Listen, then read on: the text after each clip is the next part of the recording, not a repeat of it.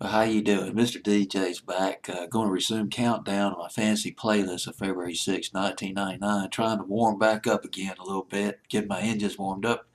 Probably could use a cup of hot chocolate right now. Maybe mixed with a fifth of tequila. Gosh dog it, I don't think anybody's come up with that before. Hot chocolate with a fifth of tequila? Boy, I'll be slimming in cloud nine. You talk about feeling confident. It'd probably do a terrible job of making a video. But anyway, I just had to start off with a little sense of humor. Gosh dog it, I tell you, I got some high debuts on this fantasy playlist. At number 21, and the highest debut is yet to come. Garbage, special, pop sounding record. Loved this record. Was just a scintillating pop alternative record. The guitar, the intro guitar was absolutely awesome. It was played. That guitar effect was it was played by a 12-string Rickenbacker guitar. The beginning and the outro of the record. Only Happy When It Rains. Only Happy When It Rains, first record I remember by Garbage back in '96. A direct descendant of I Am a Rock. It was so kind of depressing, kind of introspective. Just had that similar vibe. Only Happy When It Rains by Garbage in '96. That was so '90s in a way. But this record special sounds a lot like a Pretenders record. You hear the Pretenders influence in this record. '60s influence too. Nothing wrong with that, man. We're talking about the golden years, the '60s. The album was called Version 2.0, and boy, it was their second platinum album.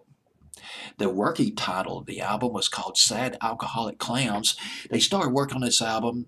They created all these rough demos and basically demos, and they went back to their home studio, their home turf. It was Smart Studios, Wisconsin. They started fleshing out the demos, fleshing out the records, just refining the rough drafts, creating another hit album, basically. A guy named Daniel Schulman. He played with Garbage, bass player. He was a session musician. Gosh, session musicians, if they're good, they make loads of money. Gosh, dog, they make loads of it. He's played with Run DMC. He's played with Meredith Brooks. And he's played on basically most, if not all, the albums by Garbage. Bass player. When he learned how to play the bass, well, he's left-handed. But he plays bass with his right hand so he can imitate the famous guitar players. I think he might have sort of imitated Paul McCartney a little bit on this record. He took his Fender Precision bass guitar, played that. He ran that guitar through an Ampeg SVT. It was a bass amplifier. He ran it through the amplifier, and then he just got on the mixing board and just equalized the whole thing.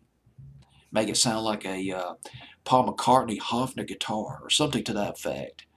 You technical geeks, you probably understand that a little bit more than I do. I'm just trying to sound like Mr. Spock.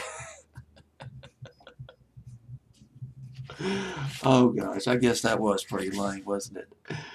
But you get the point. A lot of work went into this album, a lot of talent on this album.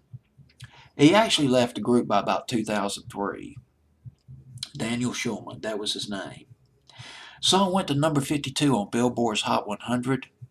Didn't make top 40, no surprise there, because quite frankly, a lot of great songs did not make top 40 here in America, particularly over the past 25, 30 years, partly due to the extreme tight playlist of the top 40 FM stations. That's a shame. This is a radio-friendly record. Had potential to cross over in the top 40 big time. But it is top 40 on my fantasy playlist, though, making its debut at number 21. It did go to number 15 in England, went to number 15 in Britain, peaked at number 8 in Scotland. It is sort of a British-sounding record. Garbage was special, making its debut at number 21 on my fantasy playlist February 6, 1999.